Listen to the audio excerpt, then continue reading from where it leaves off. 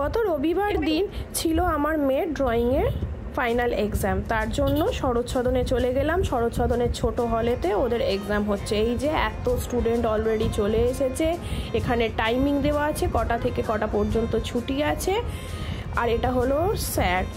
তো যাই হোক, ওকে এন্ট্রি করিয়ে দিয়ে শরৎ সদনের সামনের দিকটা তোমাদের একটু দেখিয়ে দিচ্ছি। আর শরৎ সদনের ঠিক সামনেই পড়ছে আমাদের ময়দান মেট্রো স্টেশনটা।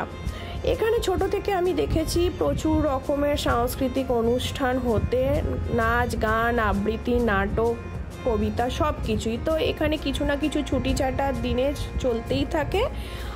কালও সেরকমই ছিল, যার কারণে তৈরি হচ্ছিল। তারপর সেখান থেকে এসেই চলে এলাম একটু ব্রেকফাস্টের জন্য অমৃতভোগে। এখানে পিওর ঘিয়ের এবং বেশ ভালো মানের ভালো কোয়ান্টিটি মিলে খাবার দাবার পাওয়া যায়, তাই নিয়ে চলে এলাম বাড়িতে। আর তার সাথে একটু বাজারও করেছিলাম। প্রচণ্ড জোর খিদে পেয়ে গেছে, খেয়ে দিয়ে তাড়াতাড়ি করে স্নানে চলে যাব, কেন কি যেতে হয়েছিল আমাকে বাপের বাড়ি। আর বড় এদিকে মেয়েকে ওখান থেকে নিয়ে চলে এসেছে। তারপর দুজনে স্নান করে রেডি হয়ে বেরিয়ে পড়লাম বাপের বাড়ির উদ্দেশ্যে দাসনগরে।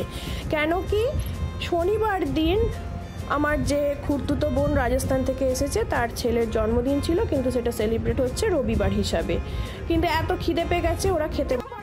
তারপর বিকালবেলায় এই একটা মাত্রই ওর বন্ধু এসেছিল, আর সে এই গিফটটা নিয়ে এসেছিল।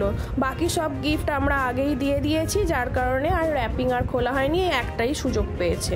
এটা ওর খুব পছন্দের একটা গেম, আর এটা ওকে দিয়েছে ওর যে হবু মেসোমশাই হবে, অর্থাৎ যেই বোনটার ডিসেম্বরে বিয়ে তার বর, আর ওই লাল জামা পরাটা ওদের ভাইপো। 3খানা কেক কাটিং হয়ে গেছে, তবু ওর কেক কাটার শেষ হচ্ছে না। তো কেক কেটে এবার সবাইকে খাওয়াতে হয়, কিন্তু ওর ভয় কেউ যদি আমাকে কামড়ে দেয়, যার কারণে ভয়ে ভয়ে সবাইকে আস্তে আস্তে খাওয়াচ্ছিল।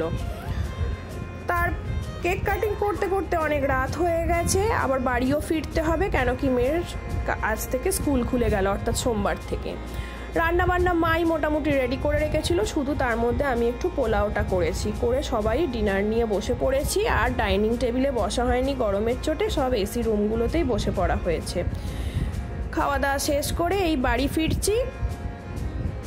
প্রচণ্ড গরম, আর রাস্তাঘাটও প্রায় শুনশান হয়ে গেছে, সবাই ঘরে এসি চালিয়ে শুতে চলে গেছে। Thank you, tata.